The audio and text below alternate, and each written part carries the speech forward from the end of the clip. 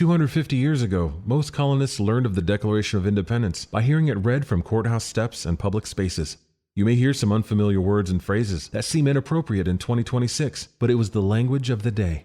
It was written by highly educated men and signed by over 50% attorneys.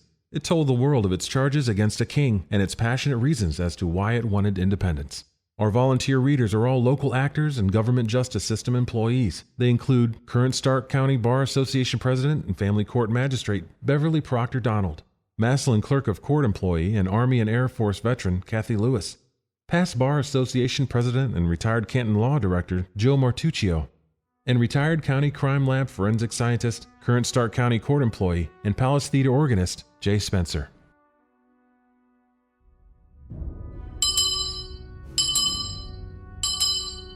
Hear ye! Hear ye! Hear ye! In Congress, July 4th, 1776. The unanimous declaration of the 13 United States of America. When in the course of human events it becomes necessary for one people to dissolve the political bands which have connected them with another, and to assume among the powers of the earth the separate and equal station to which the laws of nature and of nature's God entitle them, a decent respect to the opinions of mankind requires that they should declare the causes which impel them to the separation. We hold these truths to be self-evident, that all men are created equal, that they are endowed by their Creator with certain inalienable rights, that among these are life, liberty, and the pursuit of happiness. That to secure these rights, governments are instituted among men, deriving their just powers from the consent of the governed. That whenever any form of government becomes destructive of these ends, it is the right of the people to alter or to abolish it, and to institute new government, laying its foundation on such principles and organizing its power in such form as to them shall seem most likely to affect their safety and happiness. Prudence, indeed, will dictate that governments long established should not be changed for light and transient causes.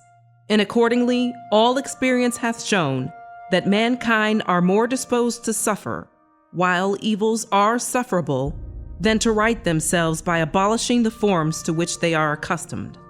But when a long train of abuses and usurpations, pursuing invariably the same object, evinces a design to reduce them under absolute despotism, it is their right, it is their duty to throw off such government and to provide new guards for their future security. Such has been the patient sufferance of these colonies, and such is now the necessity which constrains them to alter their former systems of government. The history of the present King of Great Britain is a history of repeated injuries and usurpations, all having in direct object the establishment of an absolute tyranny over these states. To prove this, let facts be submitted to a candid world. He has refused his assent to laws, the most wholesome and necessary for the public good. He has forbidden his governors to pass laws of immediate and pressing importance, unless suspended in their operation, till his assent should be obtained, and when so suspended, he has utterly neglected to attend to them. He has refused to pass other laws for the accommodation of large districts of people, unless those people would relinquish the right of representation in the legislature, a right inestimable to them and formidable to tyrants only. He has called together bodies at places unusual, uncomfortable, and distant from the depositary of their public records, for the sole purpose of fatiguing them into compliance with his measures. He has dissolved representative houses repeatedly for opposing with manly firmness his invasions of the right of the people. He has refused for a long time, after such dissolutions, to cause others to be elected, whereby the legislative powers, incapable of annihilation, have returned to the people at large for their exercise. The state remaining in the meantime exposed to all the dangers of invasion from without and convulsions within.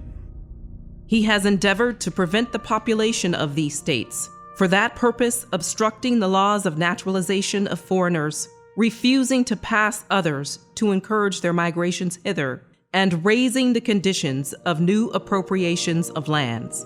He has obstructed the administration of justice by refusing his assent to laws for establishing judiciary powers. He has made judges dependent on his will alone for the tenure of their offices and the amount of payment of their salaries. He has erected a multitude of new offices and sent hither swarms of officers to harass our people and eat out their substance. He has kept amongst us, in times of peace, standing armies without the consent of our legislatures. He has affected to render the military independent of and superior to the civil power. He has combined with others to subject us to a jurisdiction foreign to our Constitution and unacknowledged by our laws, giving his assent to their acts of pretend legislation.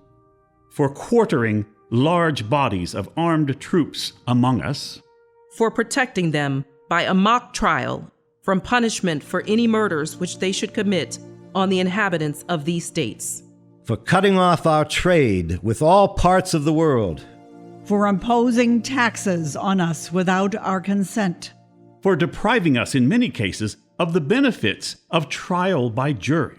For transporting us beyond seas to be tried for pretended offenses. For abolishing the free system of English laws in a neighboring province, establishing therein an arbitrary government, and enlarging its boundaries so as to render it at once an example and fit instrument for introducing the same absolute rule into these colonies. For taking away our charters, abolishing our most valuable laws, and altering fundamentally the forms of our governments. For suspending our own legislatures and declaring themselves invested with power to legislate for us in all cases whatsoever. He has abdicated government here by declaring us out of his protection and waging war against us. He has plundered our seas, ravaged our coasts, burnt our towns, and destroyed the lives of our people. He is, at this time, transporting large armies of foreign mercenaries to complete the works of death, desolation, and tyranny, already begun with the circumstances of cruel and perfidy, scarcely paralleled in the most barbarous ages, and totally unworthy the head of a civilized nation. He has constrained our fellow citizens, taken captive on the high seas to bear arms against their country, to become the executioners of their friends and brethren, or to fall themselves by their hands. He has excited domestic insurrections amongst us, and has endeavored to bring on the inhabitants of our frontiers the merciless Indian savages, whose known rule of warfare is an undistinguished destruction of all ages, sexes, and conditions. In every stage of these oppressions, we have petitioned for redress in the most humble terms. Our repeated petitions have been answered only by repeated injury. A prince whose character is thus marked by every act which may define a tyrant is unfit to be the ruler of a free people. Nor have we been wanting in attentions of our British brethren. We have warned them from time to time of attempts of their legislature to extend an unwarrantable jurisdiction over us. We have reminded them of the circumstances of our emigration and settlement here. We have appealed to their native justice and magnanimity, and we have conjured them by the ties of our common kindred to disavow these usurpations, which would inevitably interrupt our connections and correspondence. They too have been deaf to the voice of justice and of consanguinity. We must therefore acquiesce in the necessity which denounces our separation and hold them, as we hold the rest of mankind, enemies in war, in peace, friends. We, therefore, the representatives of the United States of America, in General Congress assembled, appealing to the Supreme Judge of the world for the rectitude of our intentions, do, in the name and by the authority of the good people of these colonies, solemnly publish and declare that these united colonies are, and of right ought to be, free and independent states.